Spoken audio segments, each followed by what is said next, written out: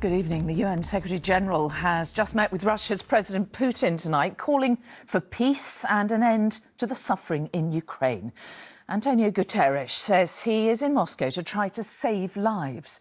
But even as they met, tensions between Russia and the West appeared to ratchet up even higher.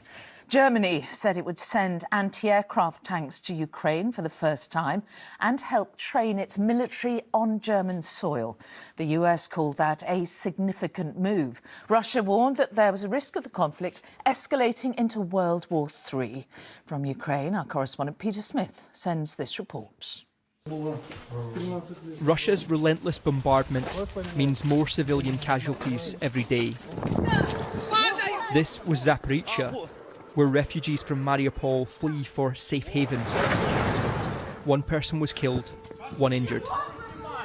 With this war in its third month, the UN Secretary-General went to Moscow today, trying to broker peace with Russia.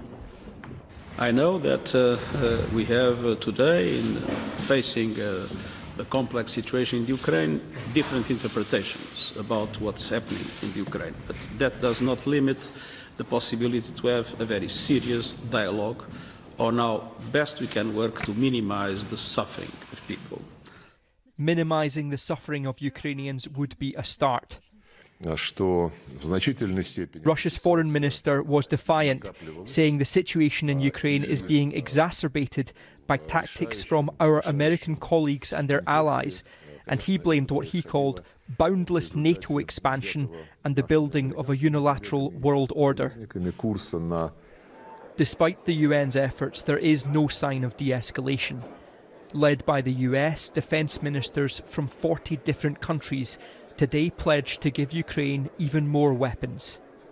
My trip to Kyiv reinforced my admiration for the way that the Ukrainian armed forces are deploying these capabilities.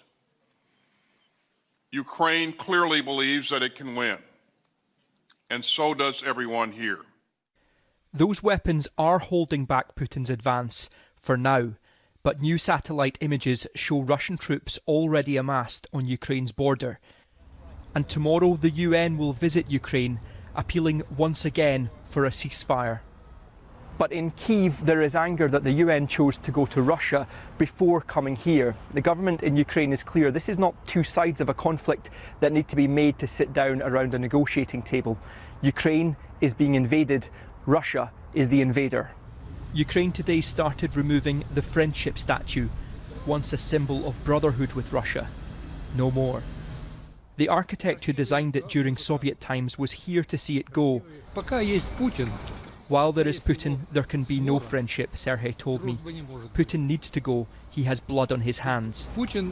Just as the UN pushes for peace in Ukraine, a series of explosions have hit Transnistria, a Russian-speaking breakaway region of Moldova next door.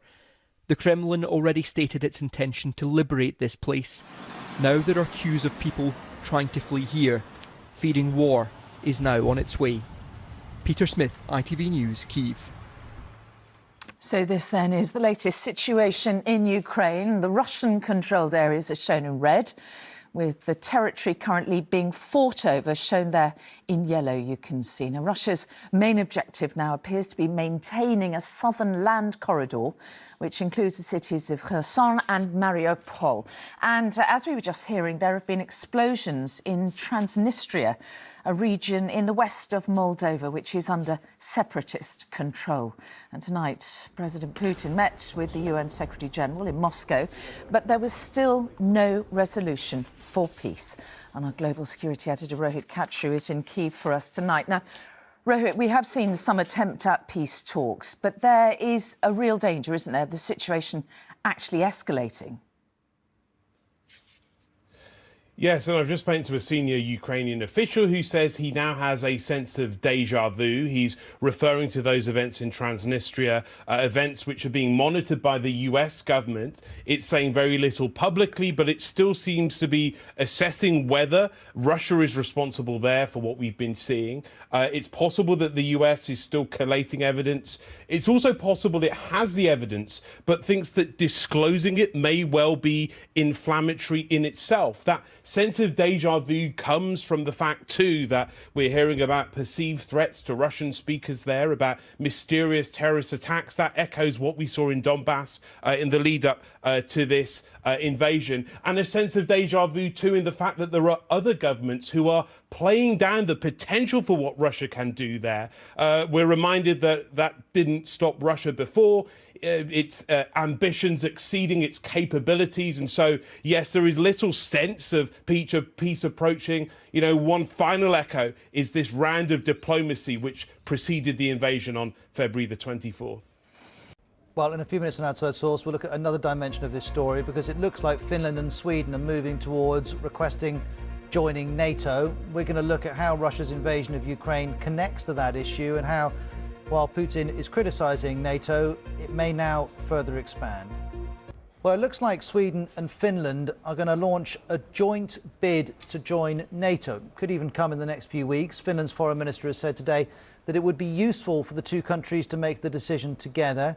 Also, Finnish media is reporting the two leaders could meet next month to announce the bid, which would have been very likely before the invasion of Ukraine. And we've been looking at this issue in detail.